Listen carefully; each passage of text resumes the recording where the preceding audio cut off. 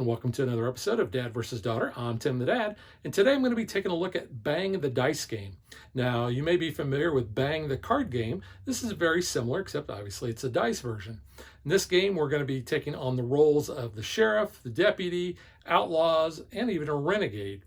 We're going to be trying to avoid being shot. We're going to try to avoid having arrows hit us, and we're going to be maybe drinking some beers. So let's get it to the table. I'm going to show you how the game is played, then I'm going to tell you what I think, so check it out.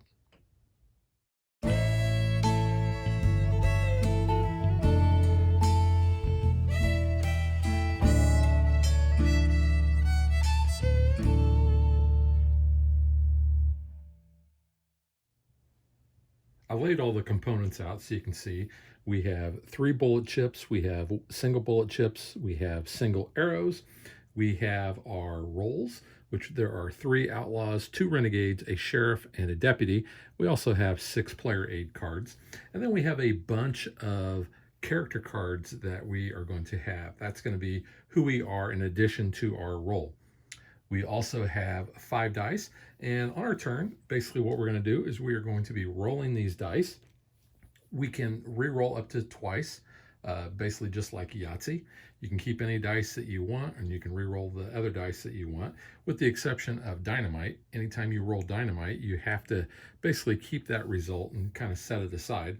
And if you ever have 3 dynamite that come up, well, that's not going to be good, and I'll talk about that in a little bit. So based on player count, you'll always use a sheriff, outlaw, and a renegade. And the rules will tell you the breakdown of how many of each of those you use based on player count. So each player is going to be dealt one of those roles. Whoever has the sheriff is actually going to flip that up. All of the character cards are going to be shuffled and then dealt to each player. Each player will then flip it up and they will announce whatever that character's special ability is. All of the other roles, with the exception of the sheriff, are always going to be face down unless that player is eliminated, and then they'll flip their card up.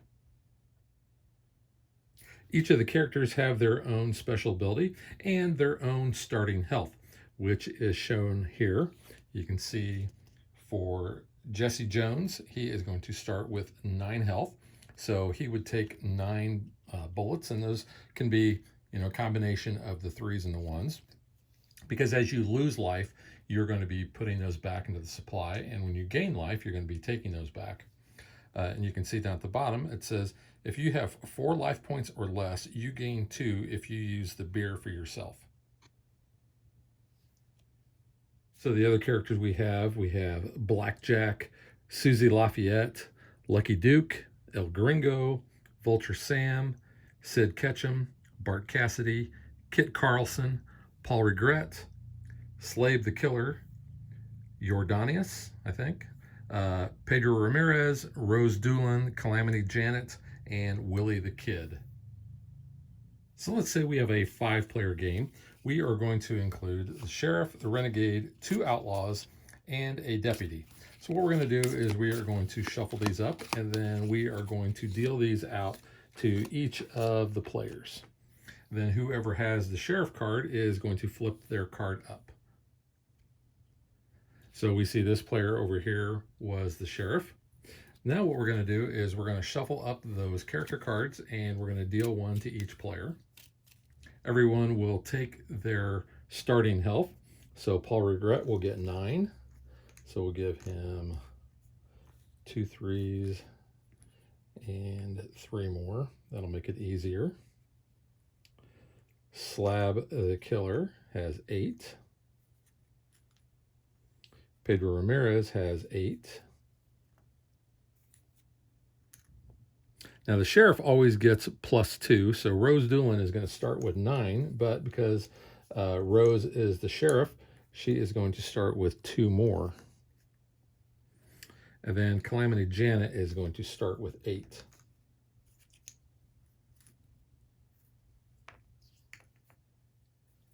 Now, based on your role, each player has a different win condition. Now, the lawful, which would be the sheriff and any deputies, win if they eliminate all of the outlaws and the renegade. The outlaws win if they eliminate the sheriff. The renegade wins if he is the only one left with the sheriff and he defeats the sheriff because essentially he wants to be the new sheriff. The player who is the sheriff is going to start first, so they're going to take those 5 dice and they're going to roll them.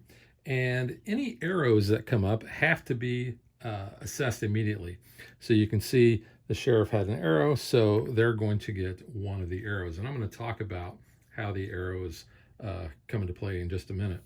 But here we also have 2 beers and 2 Gatling guns. Now, you can choose to re-roll anything, including that arrow. So the sheriff is going to go ahead and do that. So this is his second re-roll. So now he has these numbers, and that's going to determine how far away he can shoot.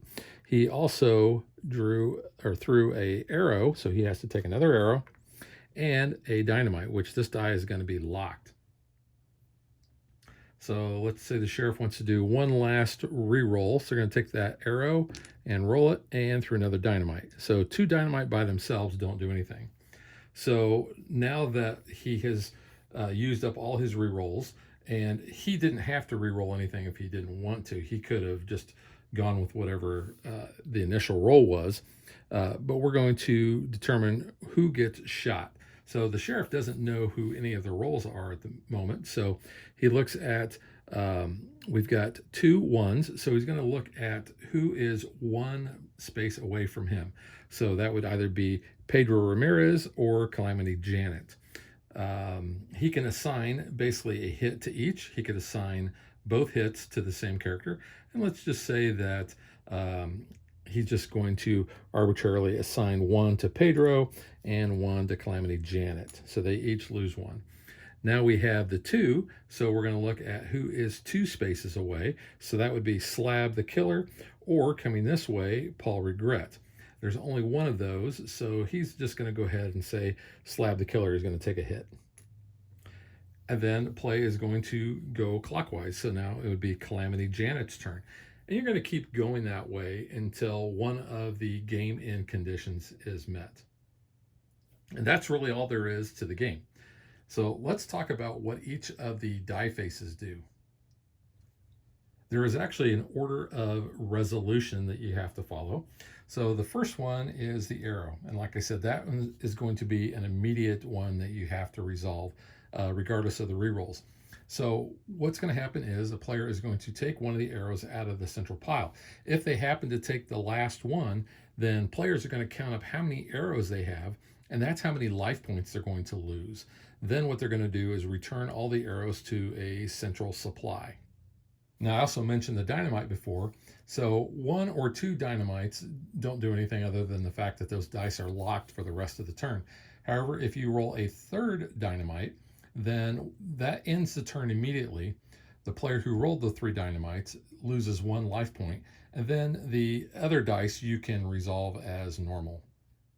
As I pointed out in my example, the 1, you're going to look and see who is 1 space away, either to your right or your left, and you decide who will lose a life point. Same with the 2. You're going to look and see who is 2 spaces away from you to your right or your left. The beer actually gives a life point back. Now, you can either use this on yourself, or you can assign another person to have a beer and gain that life point. The only thing is you can never go above your printed cost on your character card. So let's say that Pedro Ramirez had all 8 of his health and you gave him a beer. Well, that beer would be wasted because he could not gain a 9th point. The only exception to that rule is the sheriff, and the sheriff is always going to start with +2 life based on what their character is. So in that case, Rose starts with 11. She could never get more than 11 as the sheriff with the beer. And finally, the last one is the Gatling gun. Now, if you roll 3 of these, then the Gatling gun activates, and every player, with the exception of whoever rolled this, actually loses 1 life point. But if you were the one who activated the Gatling gun, you get to discard all of your arrows. As I mentioned earlier, as players lose all of their life points, they will flip over their roll cards so that everybody can see that, and they are eliminated from the game. Now, that doesn't mean that they automatically lose. They will win if their team wins. So, in this case, the player who was Slab the Killer, they were eliminated and shown that they were an outlaw. If the Outlaws win, then this player also wins. And that's all there is to Bang the Dice game. So now let's get to what I think.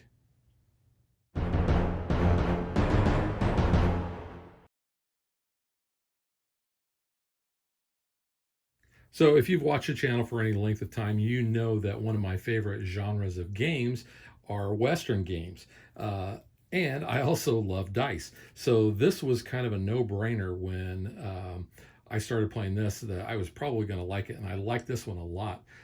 It's a pretty light game.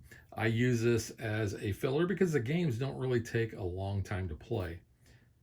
It's also a great game if you have more than 4 or 5 players, because this will actually play up to 8. Now, based on the player count, that is going to determine how many of each of the other roles that you're going to be using. So like I said, you have 2 deputies, you have 3 outlaws, and you have 2 renegades. So in an 8-player game, you'll have all of those in play. There are also special rules if you only have 3 players, but I found that that's not actually that great of an experience. So I wouldn't use this for 3 players. 5 and 6 players is probably the sweet spot for me. So I've really enjoyed it a lot at that player count. Now, the Bang card game actually can take quite a while to play. And when you have player elimination in that, you've got somebody who could be sitting around for quite some time. Because the games are so fast in this, if a player is eliminated, they're not going to be sitting there real long before the game is actually over. And you can start a new game. Or like I said, with this being a filler game, you can move on to whatever is your main game of the night. But there's a lot of variability with this. You never know which role that you're going to get and which of those characters, because we have a lot of those. And they have all those different abilities too. One of my favorites is Blackjack here, because his ability is you may re-roll the dynamite. Not if you roll 3 or more, though. So then Willie the Kid, you only need 2 Gatling guns to use the Gatling guns. So a lot of different abilities that you can use in order to make each game a little different. There are 2 expansions for this game. We have the Old Saloon, which is going to add 2 new dice and several modules that you can incorporate in here, as well as a bunch of new characters. And then we also have the Undead or Alive, and you can see we're also adding 2 new dice, and basically the same as Old Saloon, you're going to add some new things in there as well that you can incorporate. I will talk about those in a future video. But my overall recommendation of this game is 2 thumbs up. Every person I think I've taught this game to has really enjoyed it. It does, like I said, hit that filler spot. So the games don't last long. You can play multiple games. You could even have, a full hour of playing this. It really fills up the time, and it's a lot of fun. And based on your role and your character combination, you can really have a lot of fun things going on. The components of the game are really nice. These components here actually have a linen finish on them, and they're actually a fairly thick cardboard stock, so those are pretty nice. Same with the cards. I really like the artwork on the cards. They kind of give it that gritty looking feel. Don't know if I have any that are my favorite. But you can see the back there. Now, ironically, the cards do not have a linen finish. It's kind of funny that the tokens do, but the cards don't. Close up of one of the arrows there.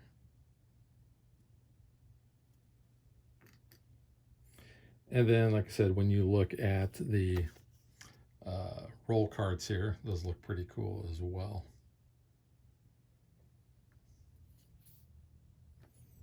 And then the quality on the dice, they're nice chunky dice. They feel good. They got a good weight to them, and they have rounded corners. And the faces on the dice, they're colorful, so you know exactly what you have There, no issues with the dice at all. And then you can see the insert. We got a space for the dice. We got a space for the cards. So everything fits nicely in that. And the front of the box has got a window so you can see the dice there. And just has really cool art again on the box as well. So that is Bang the Dice Game. And we'll catch you guys next time. Thanks for watching our video. We hope you enjoyed it. And if you did, click that like and subscribe button. You can also follow us on social media like Facebook and Twitter at DadBeDaughter. And if you like what we do and you want to support us, you can visit our Patreon page. So thanks for watching. Thanks.